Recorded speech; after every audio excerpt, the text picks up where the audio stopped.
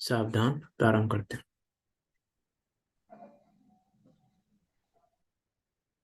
ओम नमः सिद्धेभ्यः।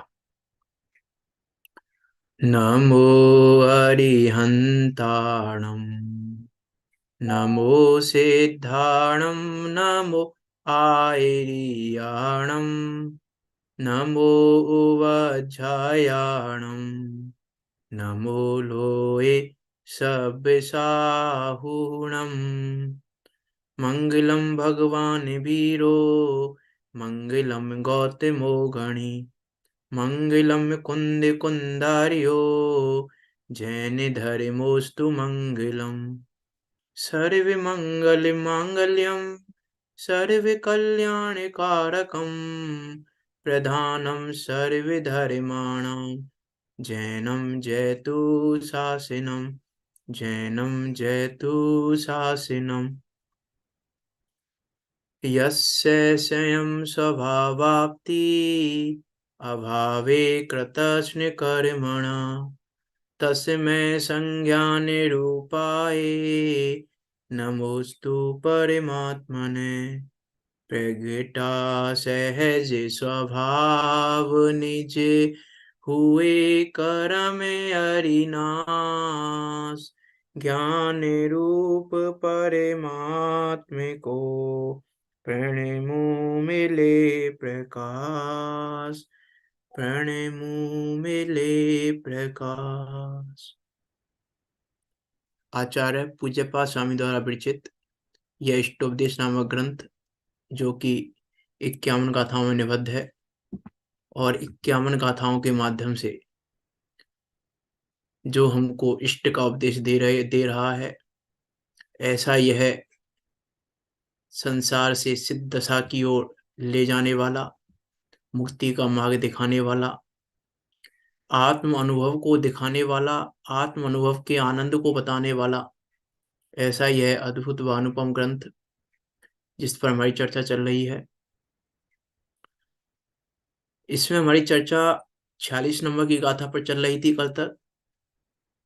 आचार्य पूज्यपाद स्वामी 46 नंबर की गाथा में कह रहे हैं कि यह अविद्वान जीव, जिसको हे उपाधि की खबर नहीं है, जो हे उपाधि को नहीं जानता है, वो हे को ही उपाधि मान लेता है।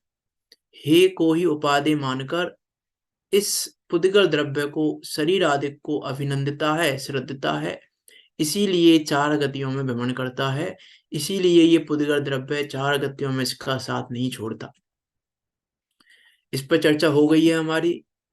वास्तव में विचार करके देखें कि हमारा शरीर के प्रति कैसा राग है। हम इस शरीर में कितने आत्म रूप हो गए हैं।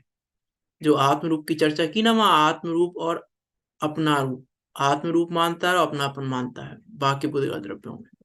तो आत्म रूप, कितने आत्म रूप हो गए हैं उस शरीर में कि कोई हमसे हमसे क्या, हमारे शरीर के बारे में कोई कुछ भी कहता है, को हमको ऐसा लगता है कि ना जाने हमसे इसने क्या कह दिया, हमारे बारे में क्या कह दिया।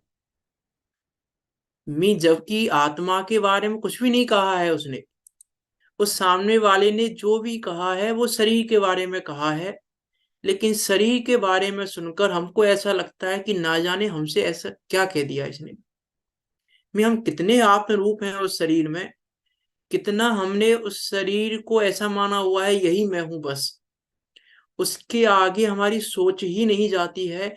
इतना हमने अपने आप को शरीर में आत्म रूप किया हुआ है, इतना हमने शरीर को अभिनंदा हुआ है, इतना हमने अपनी श्रद्धा को शरीर में झुकाया हुआ है। अरे, शरीर के प्रति हमारा आत्म रूप कैसा है, शरीर के बारे में कोई बोले वो तो अलग बात है।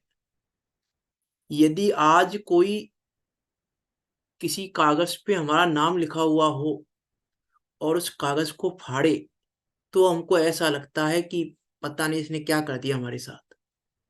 नहीं लगता हमको? कोई ऐसा कागज पे मान लो लिखा हुआ है, नाम लिखा हुआ है, और हम फाड़े उसको, कागज को, तो कैसा लगता है हमको? उससे हम व्यक्ति से कुछ भी नहीं कह रहे, उस व्यक्ति के सामने उन व्यक्ति का नाम लिखा कागज पे, कागज को फाड़ा, कागज को जूतों के नीचे कुचला, कुछ भी किया कि जूतों के नीचे कुचला जा रहा है कागज, और इसको लगता है कि मुझे कुचला जा रहा है, मुझे कुचल दिया इसने जूतों के नीचे।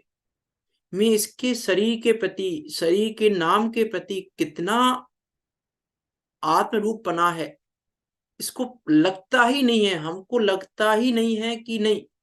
देखो विचार करके देखो, हमारे बारे में नहीं बोल रहा है, कागज के साथ कह रहा है वो, जो भी कह रहा है एक पुद्गल द्रव्य के साथ कह रहा है, लेकिन पुद्गल द्रव्य पर लिखे हुए नाम को भी हमको ऐसा लगता है मैं हूं, उस कागज में मैं हूं, हमको ऐसा लगता है। बताओ नहीं लगता हो तो हमको ऐसा लगता है कि अरे इसने क्या कर दिया, कि नहीं कागज को फाड़ोगे तो पता नहीं क्या कर देंगे ये, क्या कर दिया इसने हमारे साथ, क्या नहीं किया। अरे छुआ भी नहीं है तुझे तो, अभी तो छुआ भी नहीं है, बोला भी नहीं है कुछ तुझसे, ना छुआ है ना बोला है ना कुछ किया है, लेकिन फिर भी हम दुखी हो रहे हैं। में कितने फ्री फोकट के दुखी हैं हम, विचार करके देखें। इसीलिए यहाँ कह रहे हैं कि वास्तव में आत्मसन्मुख होना चाहिए। वो आत्मसन्मुख होने की प्रेरणा आचार्य पूज्यपाद स्वामी ने 46 नंबर की गाथा में दी। विचार करना, पुद्गल द्रव्य और शरीर को कैसे कैसे अभिनंद रहे हम। एक एक प्रसंग को उठा के चर्चा बहुत हो सकती है कि किस प्रकार से अभिनंद रहे हम, एक एक घटना को, एक एक बात को एक एक तरीके से विचार करके देखें कि हम इस शरीर को कैसा अभिनंद रहे हैं। विचार करना, आत्मसन्मुख हुए बिना पुद्गल का संबंध नहीं छूटेगा, चार गतियों का भ्रमण भी नहीं छूटेगा। इसीलिए आत्मसन्मुख होने की प्रेरणा दी, उस आत्म स्वरूप में तत्पर होने की प्रेरणा दी। अब शिष्य प्रश्न कर रहा है कि स्वरूप में तत्पर रहने वाले को क्या फल प्राप्त होता है, क्या मिलता है उसको स्वरूप में तत्पर होने से। स्वरूप में तत्पर हो गए, हम अपने गायक को जान लें, उससे मिलेगा क्या? अपने गायक को जान लेने से क्या होगा? अपने गायक को जानने से क्या होगा, बताइए, क्या लगता है आपको? अपने गायक को हम जानेंगे तो क्या होगा?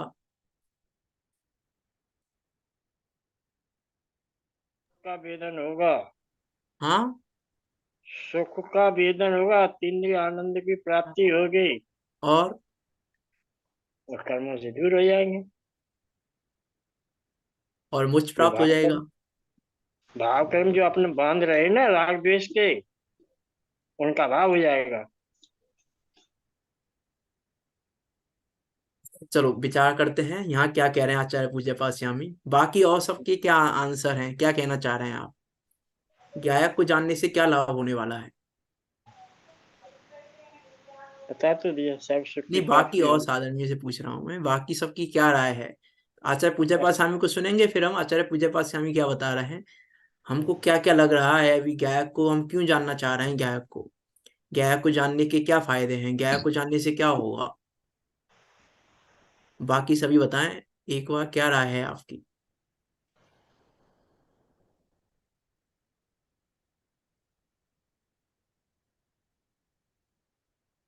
कुछ भी राय नहीं क्या है? बता, अभी जैक को अभी जाना ही नहीं है, ये क्या बताएं। अबे अनुभव में ही नहीं आया, क्या बताएं। अरे तो गायक को फिर गायक को जानना नहीं चाहते क्या आप? जानना चाहते तो हैं, अभी क्यों जानने में क्यों नहीं आया। क्यों जानना चाहते हैं, वही तो बात पूछ रहा हूँ ना मैं, ऐसा क्या फल मिलता है उससे जो आप जानना चाहते हो, वही तो मैं पूछना चाह रहा हूँ कि हम्म। गायक को जानने से क्या फल मिलेगा, क्या प्राप्त होगा, हमको क्या मिल जाएगा गायक को जान लेंगे तो हम, यही तो मैं पूछना चाह रहा हूँ। बाकी सब बताएं एक बार, क्या मिलने वाला है हमको गायक को जान। गतियों में जो भ्रमण कर रहे हैं उसका अभाव होगा। हाँ, और परमानंद बाकी? मिलेगा जो कहने में नहीं आएगा। हाँ, स्वरूप की प्राप्ति होगी। जब ज्ञान को जानेंगे तो परमानंद होगा जो कहने में नहीं आता है। हाँ, बाकी और साधन भी? हाँ, सुख दुख में संभाव आएंगे हाँ, और जो वस्तु स्वरूप समझ में आएगी। और ये प्रतिकूलता और अनुकूलता होंगी। जब अनुकूल में हम सुखी नहीं होंगे, प्रतिकूलता में हम दुखी नहीं चलो होंगे। ठीक है, और बाकी? बाकी और? और चार गतियों का बंध नहीं होगा। अरे चार गतियों का बंध तो अभी भी नहीं हो रहा है। स्वभाव में नहीं ऐसा हो रहा ऐसा है, कुछ अभी आखिरी बात लोग तो हो ही रहे हैं। है। अरे चार स्वभाव गतियों में का तो बंध नहीं मुझ में है। नहीं है। यहाँ तो उस आनंद की बात नहीं है, करने वाले हैं इस गाथा में, चार स्वभाव में गतियों के नहीं बंध है, की तो बात ही नहीं करने तो वाले। हो रहा है। जो चार उसके गतियों का नाम बंध में पाया, देखेगा, जो चार गतियों का नाम में बंध आएंगे देखेगा, ना, वो स्वरूप में तत्पर नहीं रह पाएगा। नाम देखो में क्या आएंगे, करते हैं, नाम चलो में। 47 नंबर की गाथा पर विचार करते हैं। क्या कहना चाह रहे हैं आचार्य देव यहाँ पर? देखो प्रश्न क्या है। अब शिष्य कहता है स्वरूप में तत्पर रहने वाले को क्या प्राप्त होता है? तो गुरु कहते हैं, देखो 47 नंबर की गाथा में क्या कहते हैं, गाथा पढ़ते हैं। आत्मानुष्ठान निष्ठक से व्यवहार वही स्थित जायते परमानंद कच्चिद योगेन योगिना। क्या कह रहे हैं? आत्मानुष्ठान निष्ठक से, आत्मा आत्मनुष्ठान अर्थात आत्म स्वरूप में, निष्ठक से अर्थात स्थित हुए, और क्या हुआ? व्यवहार वही स्थित है, तथा व्यवहार से बाहर स्थित होकर, अर्थात व्यवहार से दूर रहे हुए, योगिन है योगियों को, योगैन योग से, जायते परमानंद कच्चिदा, जायते प्राप्त होता है। क्या प्राप्त होता है? कि परमानंद प्राप्त होता है। और कैसा परमानंद है? कच्चित परमानंद, ऐसा परमानंद जिसको वचनों में नहीं कहा जा सकता, जिसको वचनों में कहना संभव नहीं है, ऐसे आनंद की प्राप्ति होती है। किसको होती है ऐसे आनंद की प्राप्ति? जिसने ज्ञान को जान लिया है। जो व्यवहार से दूर रहे हुए, व्यवहार से दूर रहे हुए अर्थात आत्म स्वरूप में स्थित हुए। दो कंडीशन दी है यहाँ पे, पहली पहली लाइन में दो कंडीशन दी है। एक तो आत्म स्वरूप में स्थित हुए, और एक व्यवहार से दूर रहे हुए। जो व्यवहार से दूर स्थित है, व्यवहार से दूर स्थित है अर्थात, अर्थात जो जिसको व्यवहार का भी विकल्प नहीं है। अब जिसको व्यवहार का विकल्प नहीं है, उसको भेद का भी विकल्प नहीं है, उसको चार गतियों का भी विकल्प नहीं है, क्योंकि चार गतियां व्यवहार से कही जा रही हैं। भेद व्यवहार से कहा जा रहा है, गुण पर्याय का भेद व्यवहार से बताया जा रहा है।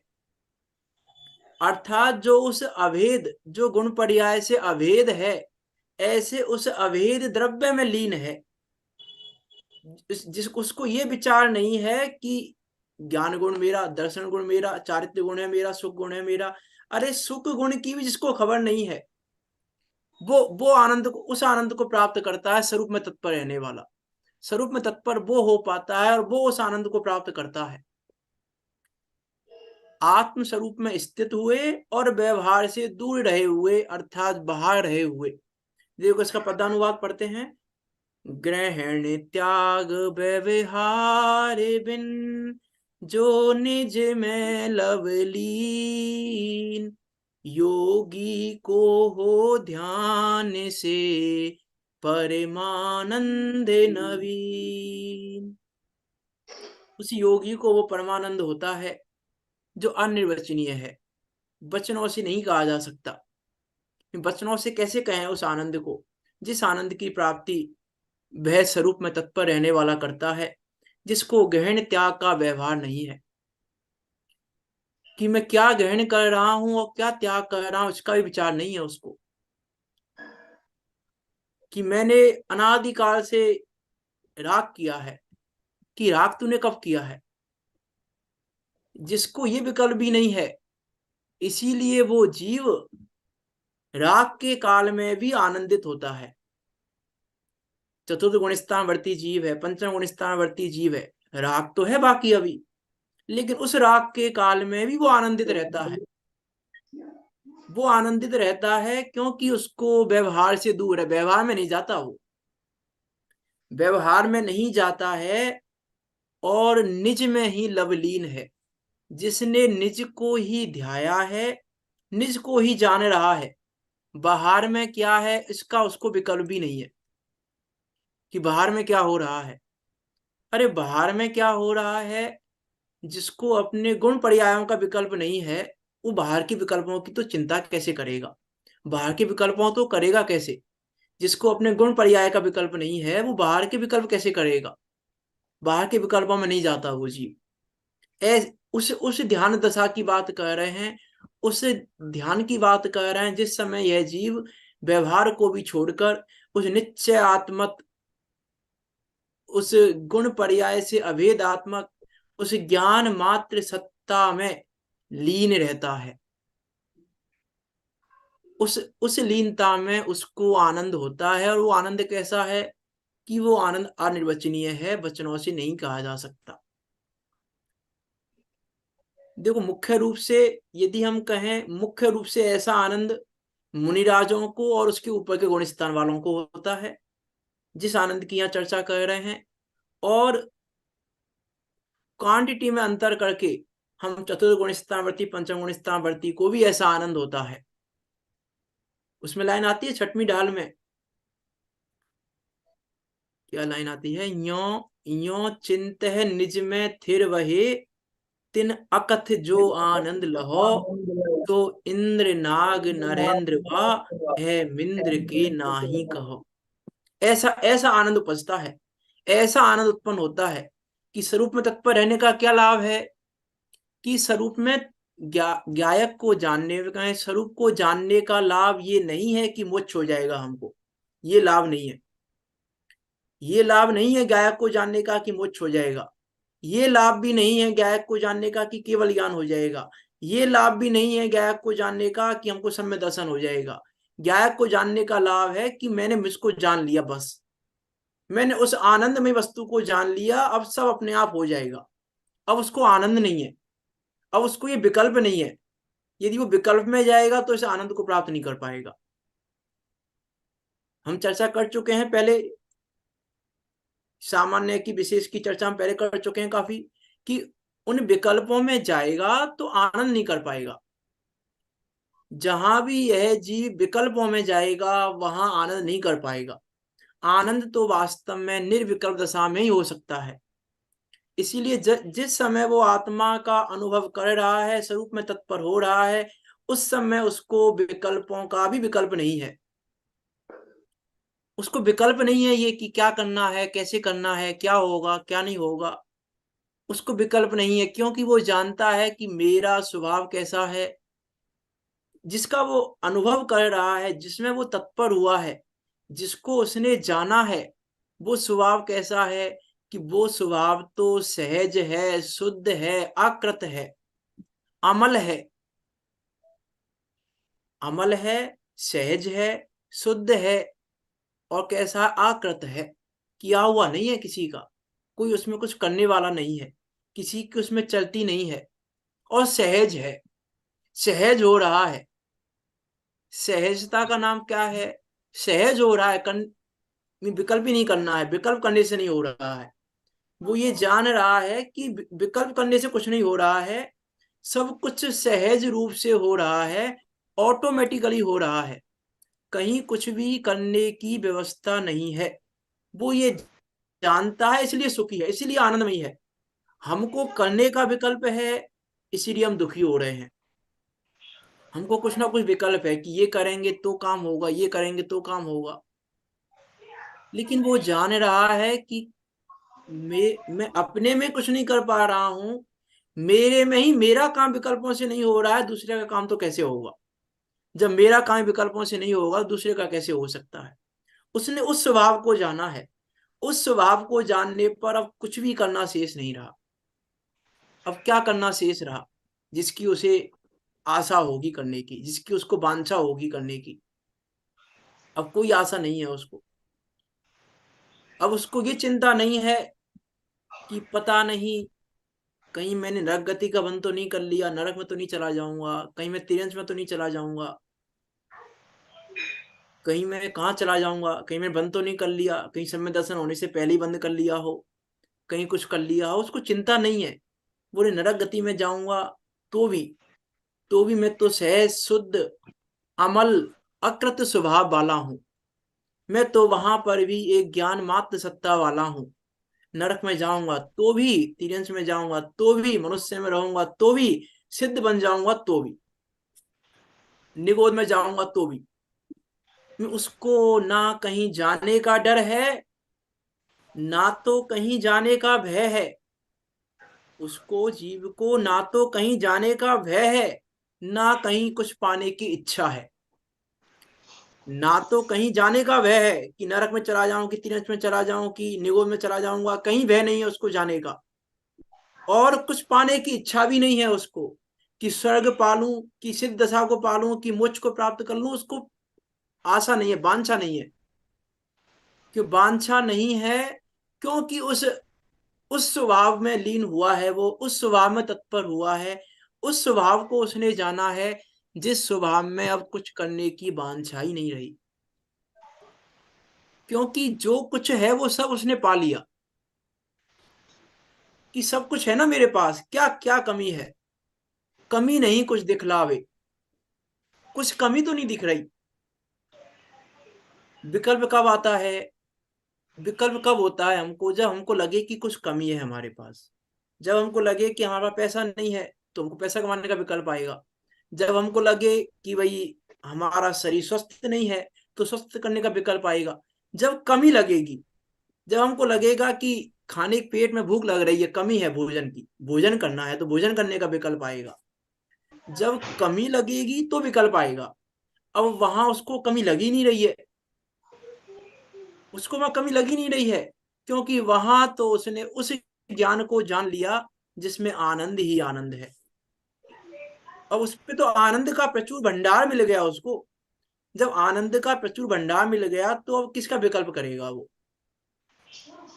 जब उसको सुख का भंडार मिल ही गया, हम जो विकल्प कह रहे हैं, जितने विकल्प कह रहे हैं हम, जितने भी विकल्प एस वाई जेड, हमारे जितने भी विकल्प हैं, चाहे वो लौकिक हो, चाहे वो धार्मिक हो, चाहे वो कैसे भी हो, जितने भी हमारे विकल्प हैं वो सारे विकल्प किस लिए कह रहे हैं?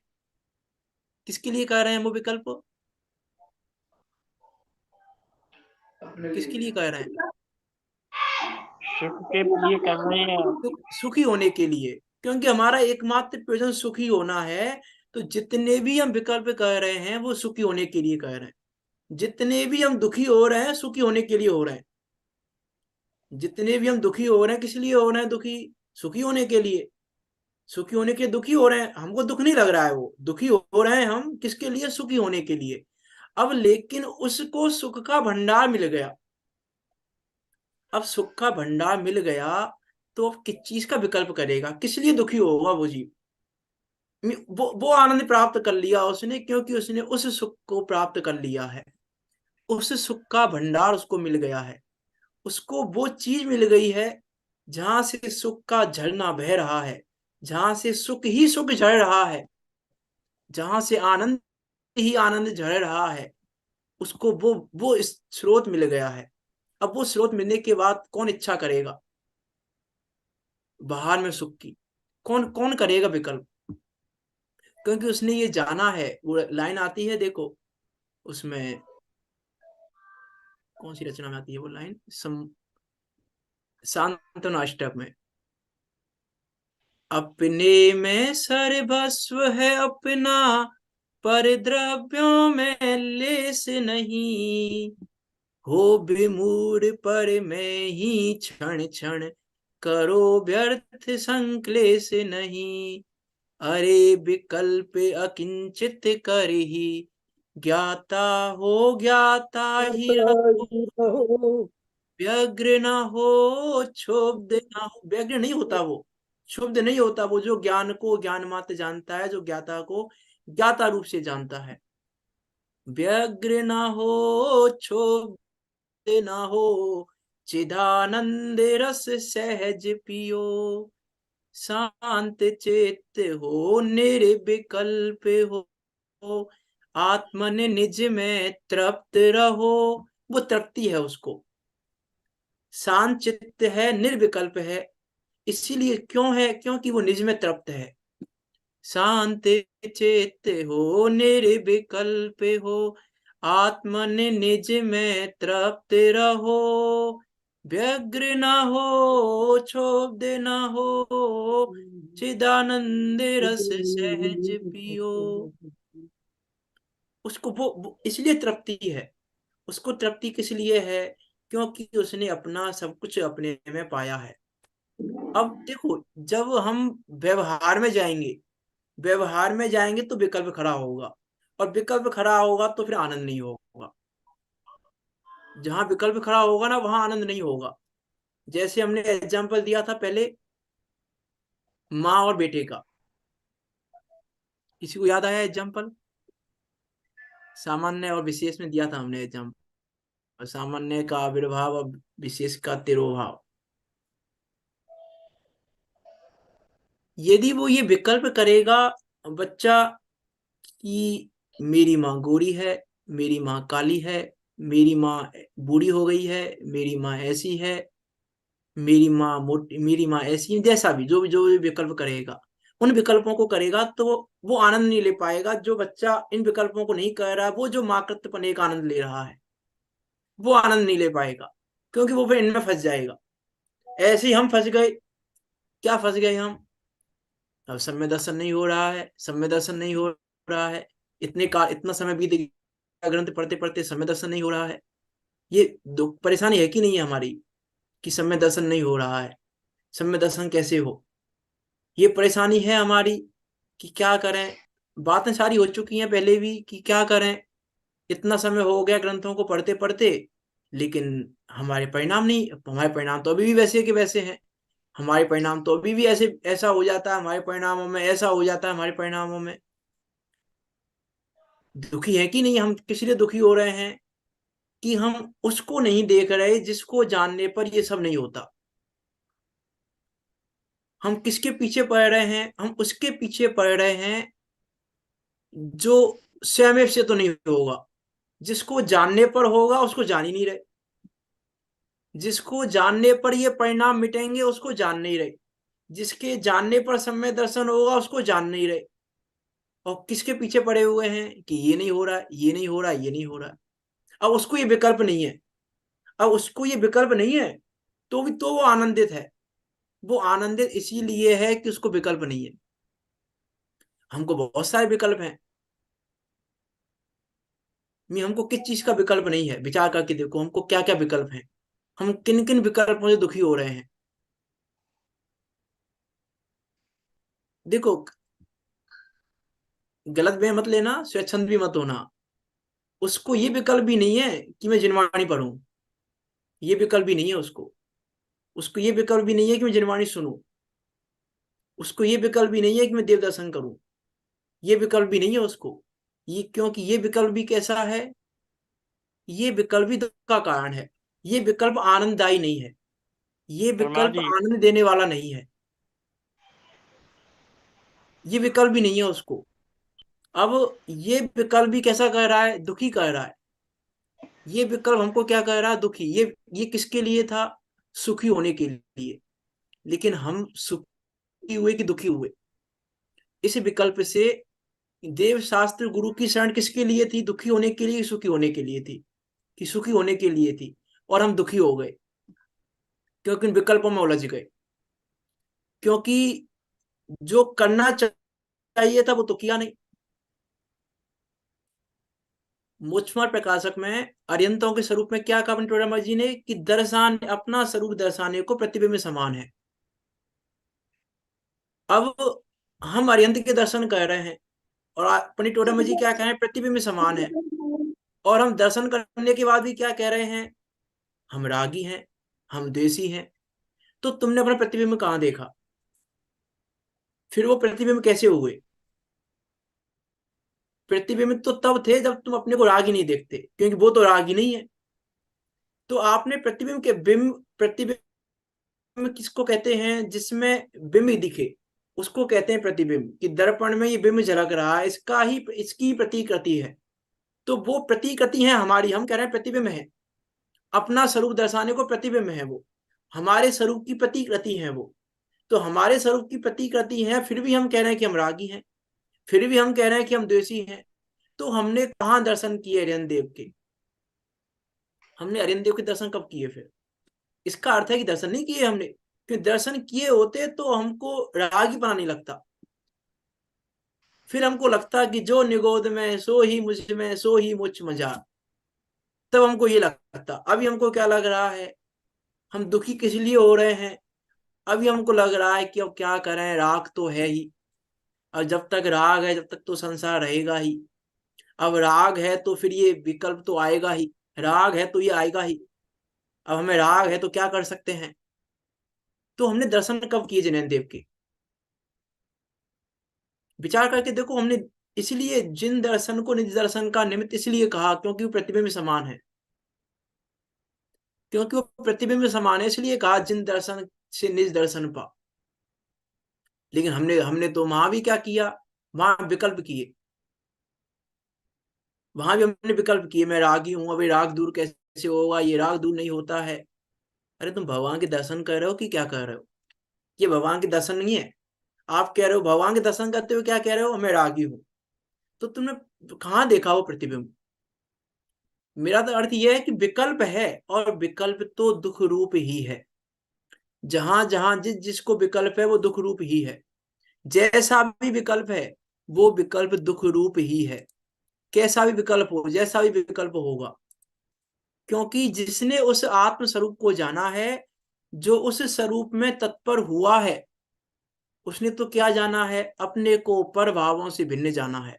अब वो पर भावों में क्यों जाएगा, जिसने अपने को पर भावों से भिन्न जाना है और अपने वैभव से भरा हुआ जाना है। आत्म वैभव से भरा हुआ हूं, और पर के वैभव की और पर के भावों की तो बात ही नहीं है।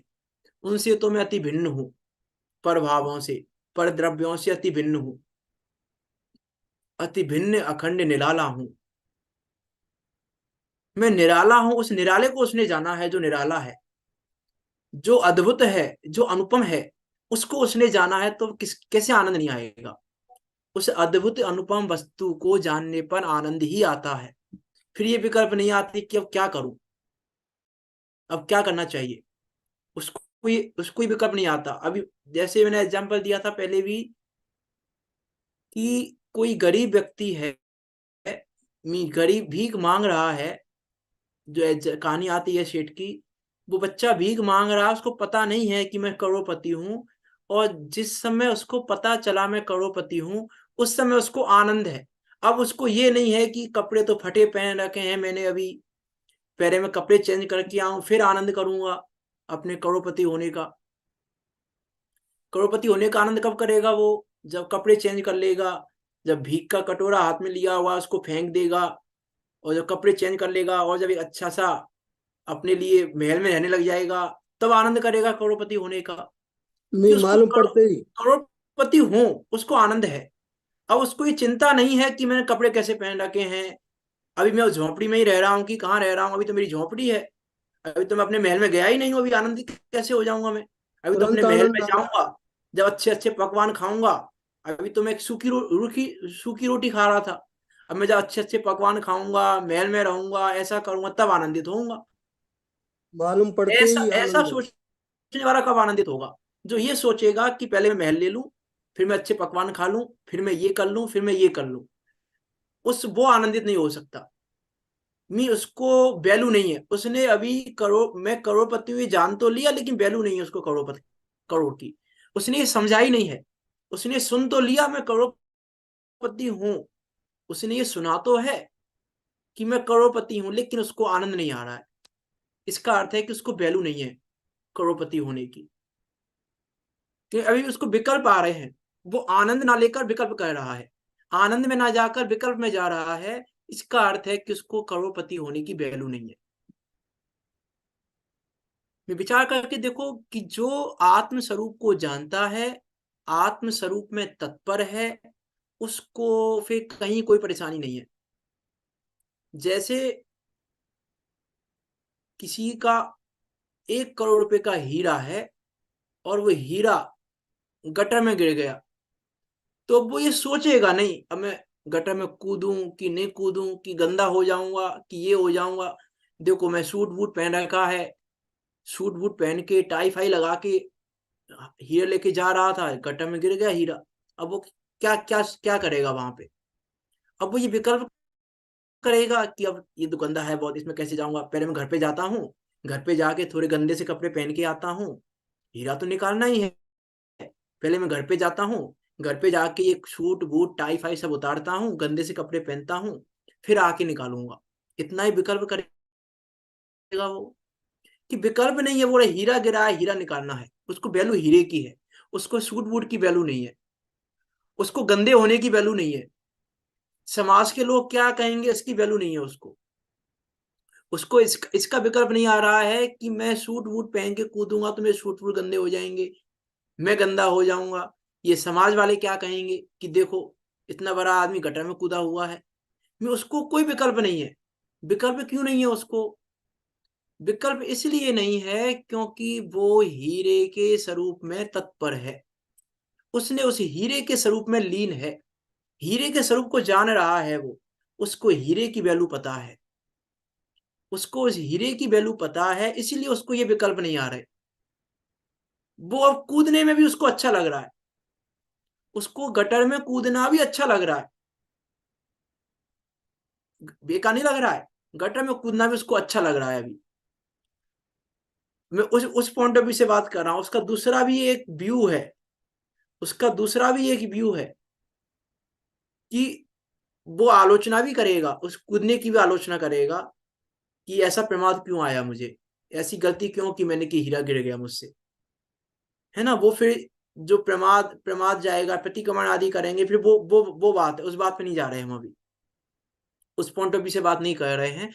लेकिन उसको अभी गिनने में भी उल्लास है, उसको अभी गिनने में भी आनंद है, उसको गिनने में कोई शर्म नहीं है, उसको गिनने में किसी प्रकार की कोई परेशानी नहीं है, क्योंकि उसको हीरे की वैल्यू है। ऐसे ही जिसने उस स्वरूप में तत्पर है, जो उस गायक में तत्पर है, उस गायक में तत्पर रहने वाले को अब कहीं परेशानी नहीं है, उसको किसी चीज की परेशानी नहीं है। अब उसने अपने को निज से एकत्व और पर से विभत्व जाना है। जो अनादि से नहीं जाना था, उस एकत्व विभत्व आत्मा को उसने जाना है।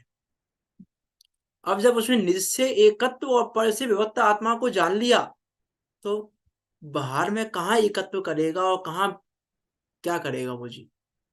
अब बाहर में एकत्व नहीं करेगा, अब उसको बाहर में एकत्व नहीं होगा। उसको पता है कि मेरे गायक स्वभाव में मैं मिथ्या दृष्टि रहूं तो भी, और सम्य दृष्टि हो जाऊं तो भी।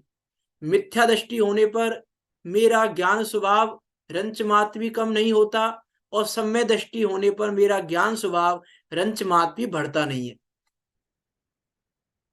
मेरा ज्ञान स्वभाव तो एज इट इज है, वैसा ही है, जैसा वहां था वैसा ही यहाँ है। मेरे ज्ञान स्वभाव में तो कहीं कोई अंतर नहीं है। अब वो किस चीज की चाह करेगा? अब उसको कुछ विपरीतता, कुछ न्यूनता नहीं लग रही है उस स्वभाव में, उसको नहीं लग रही है कुछ कमी है मेरे स्वभाव में।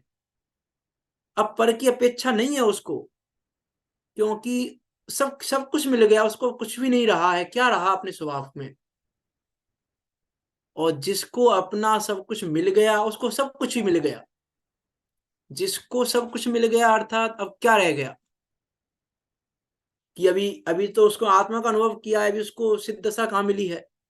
अभी कैसे कह रहे हो आप सब कुछ मिल गया उसको? अभी तो उसको केवल ज्ञान भी नहीं हुआ है, अभी तो छठा सातवां गुण स्थान भी नहीं आया है। सब कुछ कैसे मिल गया उसको? अभी सब कुछ कहाँ मिला है? सब कुछ तो सिद्ध होने पर मिलेगा, अभी कहाँ मिला है सब कुछ? सही बात है कि गलत बात है?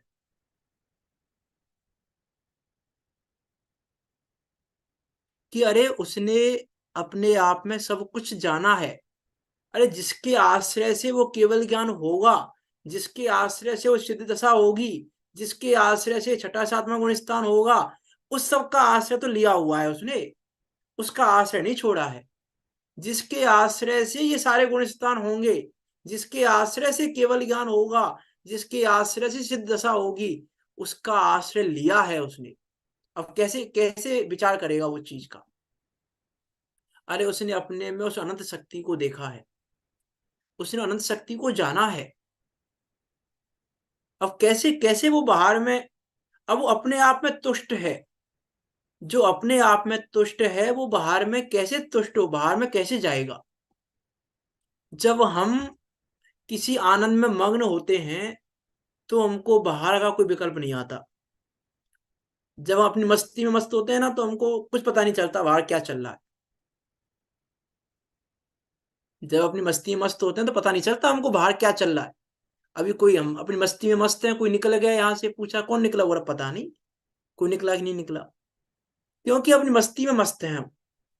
तो हमको नहीं पता यहाँ से कौन निकला, यहाँ से क्या हुआ क्या नहीं हुआ। मस्ती में मस्त नहीं हो तो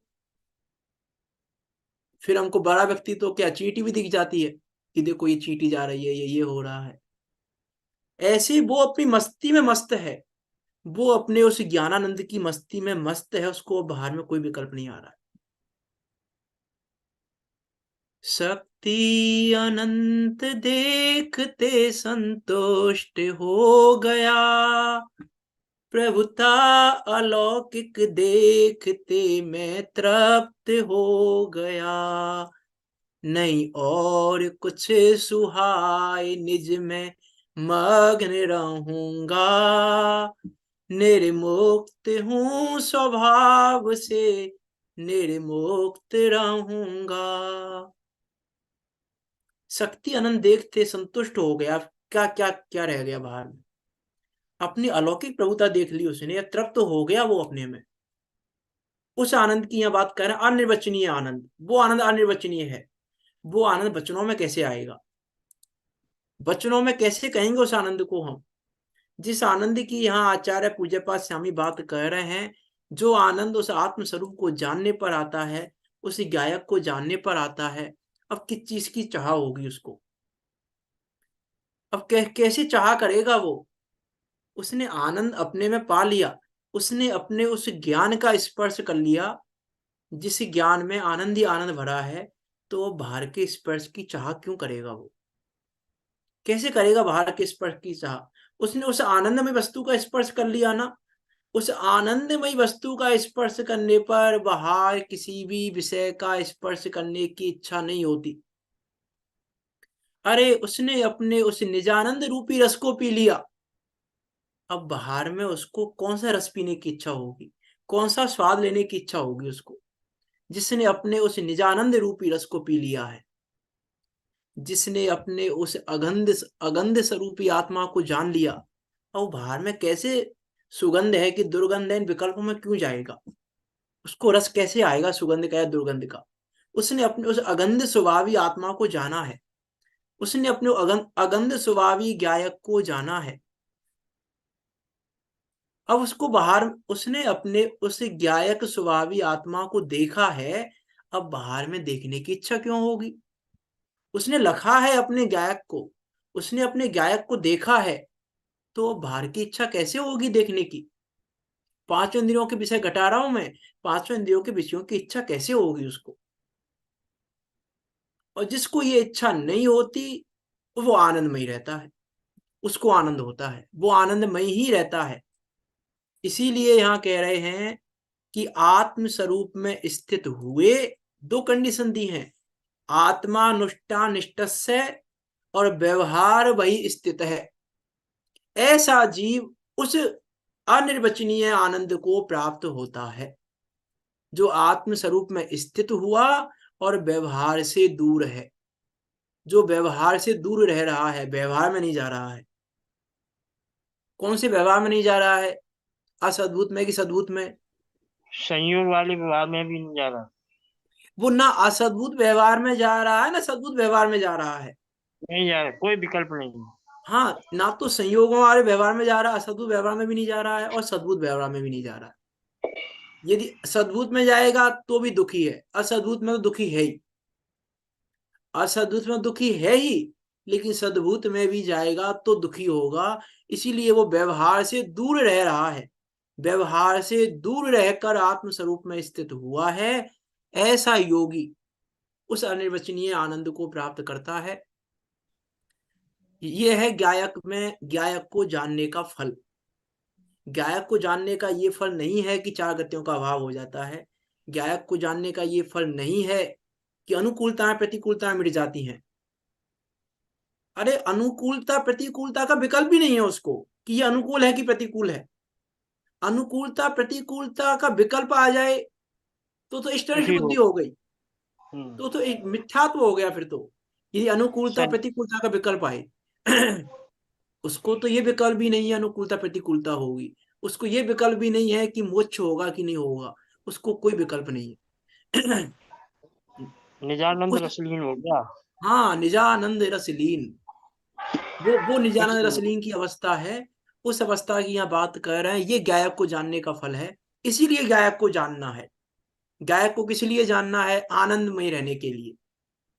आनंद में रहने के लिए गायक को जानना है। हमको सम्यक दर्शन के लिए गायक को नहीं जानना, हमको केवल ज्ञान पाने के लिए गायक को नहीं जानना, हमें मोक्ष जाने के लिए गायक को नहीं जानना, एक आनंद में रहने के लिए गायक को जानना है बस। वो फल है गायक को जानने का, आनंद। एक फल बताया है बस यहाँ गायक को जानने का, आनंद। दूसरे कोई फल नहीं बताए हैं। इसलिए मैंने पूछा था पहले क्या क्या फल मिलने वाले हैं गायक को जानने के। एकमात्र फल है आनंद, आनंद और आनंद। वो आनंद गायक को जानने पर मिलता है। इसीलिए हम भी उस गायक को जानकर मोक्ष मार्ग में परिवर्तन करते हुए निकट काल में सिद्धों के बीच जाकर विराजमान हो। इसी मंगल भावना के साथ अभी की बात को यहाँ विराम देते हैं। कोई शंका हो आपकी तो पूछ सकते हैं, नहीं तो जिनवाणी स्तुति करते हैं। निज निधि निज में बताई, यह अनंत उपकारे है। उसके लिए जिन वाणी माँ को बंदे ना सते बारे है, माँ बंदे ना सते बारे है।